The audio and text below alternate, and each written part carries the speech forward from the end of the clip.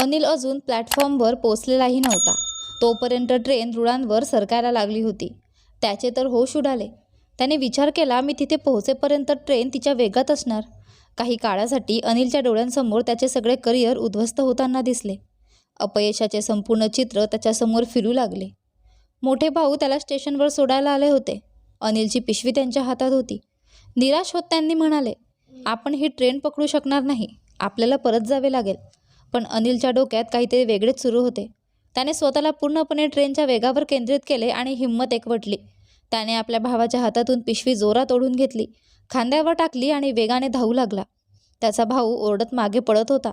तो ट्रेन सोडण्याची गोष्ट सांगत होता, पण अनिलने त्याचे काहीही ऐकले नाही आणि ट्रेनशी स्पर्धा करू लागला.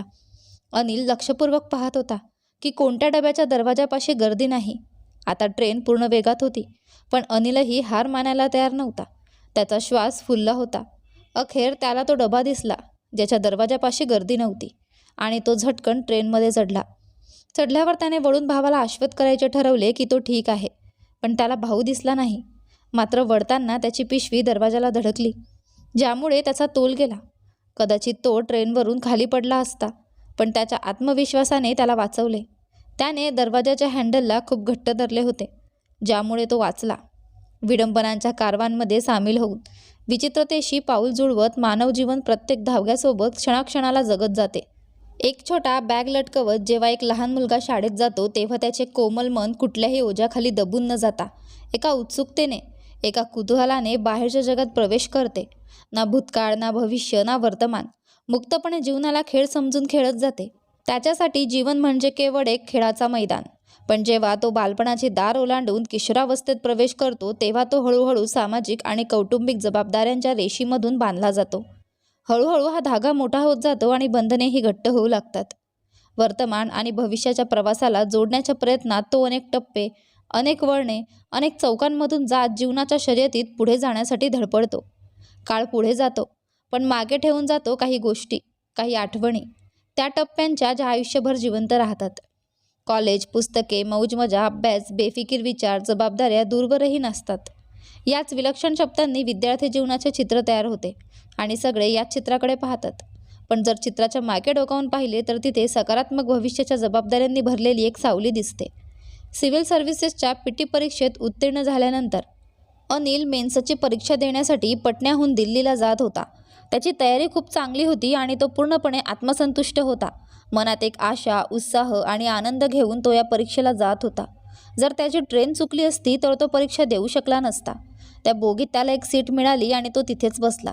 टीटी जेव्हा तिकीट तपासण्यासाठी आला, तेव्हा त्याने आपले तिकीट दाखवून सांगितले की त्याचे दिल्लीपर्यंतचे आरक्षण आहे. त्याने संपूर्ण घटना सांगितली आणि पुढे म्हणाला की पुढच्या स्टेशनला पोहोचताच तो आपल्या बोगीत जाईल. जेव्हा तो दीनदयाळ उपाध्याय जंक्शनला पोहोचला, तेव्हा तो त्या बोगीतून उतरून आपल्या बोगीत चढला. त्याला जेव्हा त्याची बर्थ मिळाली, तेव्हा कुठे त्याला शांतता मिळाली. भय, थकवा आणि चिंता या तिघांनी त्याच्या मनावर व्याप केला होता. ज्या पद्धतीने त्याने वेगाने धावणाऱ्या ट्रेनमध्ये चढण्याचे साहस केले होते, ते आठवून आता त्याला भीती वाटत होती. धावण्यामुळे थकवा जाणवत होता आणि भावासाठी चिंता होती की तो त्याच्यासाठी किती चिंतेत असेल. त्यावेळी मोबाईल फोन दूरदूरपर्यंत नव्हता. आज वाटते त्यावेळी मोबाईल फोन असता तर त्याचे भावाशी बोलणे झाले असते. हे अनिलला नंतर कळाले, जेव्हा तो परीक्षा देऊन दिल्लीहून परत आला, की भाऊ तासनतास डोक्यावर हात ठेवून स्टेशनवर बसले होते. ट्रेन प्रयागराज आणि कानपूरच्या दरम्यान होती. बर्थवर बसलेला अनिल काही पुस्तके काढून वाचत होता. त्या बोगीत 2-3 कुटुंब बसलेली होती, ज्यात 4-5 स्त्रिया आणि 4-5 पुरुष होते. ते जोरजोराने बोलत होते. अनिलला थोडं त्रासदायक वाटत होते, पण त्याने काहीही न बोलता आपले लक्ष पुस्तकावर केंद्रित केले. अचानक शेजारी एक व्यक्ती बर्थसमोर आला आणि महिलांकडे पाहून अश्लील बोलू लागला. बोगीत बसलेले सगळे लोक शांत झाले. त्याचे वर्तन अधिकाधिक अभद्र होत चालले होते. महिलांबद्दल तो उघडपणे अनर्गळ बोलत होता. सर्व महिला त्याला पाहून घाबरल्या होत्या. तो पुन्हा पुन्हा येऊन त्यांना अश्लील बोलून जात होता. तिथे बसलेले सर्व पुरुष त्याच्यासमोर काहीही बोलत नव्हते, पण तो गेल्यावर त्याच्याबद्दल वाईट साईट बोलत होते. अनिलने त्याला नीट पाहिले. त्याने खूपच पिऊन आला होता. महिलांकडे पाहून तो अश्लील बोलत होता. संभाषणाच्या ओघात अनिलला कळाले की तिथे जितके पुरुष होते ते सर्व त्या महिलांचे पती होते. तो अचंबित झाला की त्या महिलांचे पती पूर्णपणे गप्प बसले होते. त्यांनी त्या व्यक्तीला रोखण्याचा प्रयत्न केला नाही. त्याच्या बोलण्यामुळे अनिलचा राग वाढतच चालला होता. तो आपल्या सीटवरून उठला आणि थेट त्याच्या जवळ गेला. सर्व महिला आणि पुरुष त्याला पाहत होते, पण तरीही ते गप्पच होते.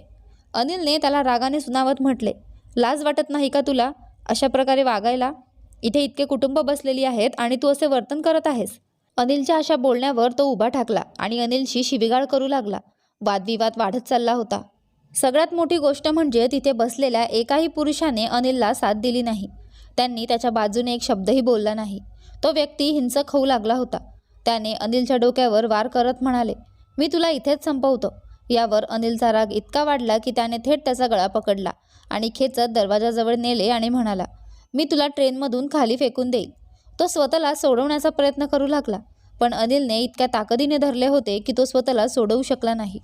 त्या महिलांचे पती आता हालचाल करू लागले, पण त्यांनी त्या व्यक्तीला थांबवण्याऐवजी अनिलला थांबवण्याचा प्रयत्न केला. कुणीही त्या व्यक्तीला काहीही बोलण्याची हिंमत दाखवली नाही. अचानक त्या व्यक्तीचे काही मित्र धावत आले आणि अनिलला थांबवण्याचा प्रयत्न करू लागले. अनिलने नीट पाहिले तर सर्वजण फौजीच्या गणवेशात होते. अनिलच्या रागीट आणि ठाम स्वभावामुळे त्यांनी त्यालाही फौजी समजले. त्यावेळी अनिलचे केससुद्धा फौजी स्टाईलमध्ये छोटे छोटे होते.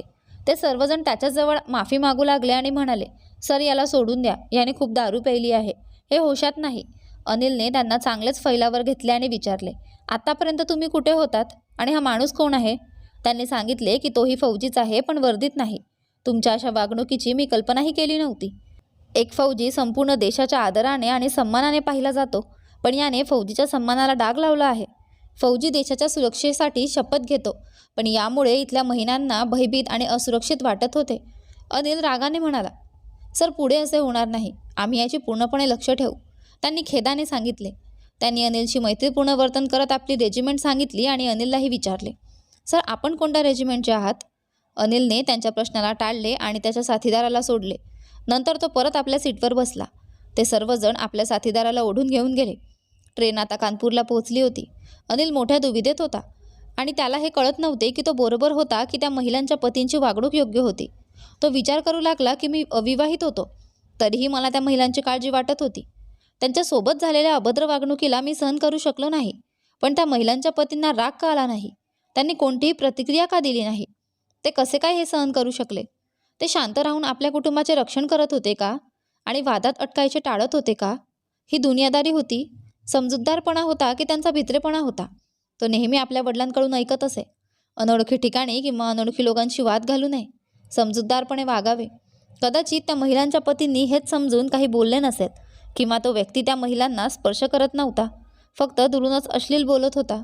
कदाचित हेच विचार करून ते गप्प बसले असतील, किंवा त्यांना माहीत होते की तो फौजी आहे आणि फौजीशी वाद घालण्याचे टाळत होते. मी चुकीचा होतो का? मला या वादात पडायला नको होते का? माझी परीक्षा आहे, मला माझ्या अभ्यासावर लक्ष केंद्रित करायला हवे होते. त्या महिलांच्या सुरक्षेसाठी त्यांचे पती तर होतेच, मला मध्ये पडायला नको होते. मनात द्वंद्व चालू होते आणि हजारो प्रश्न होते. तो अस्वस्थ झाला होता. या घटनेने अनिलला जीवनाची एक मोठी शिकवण दिली.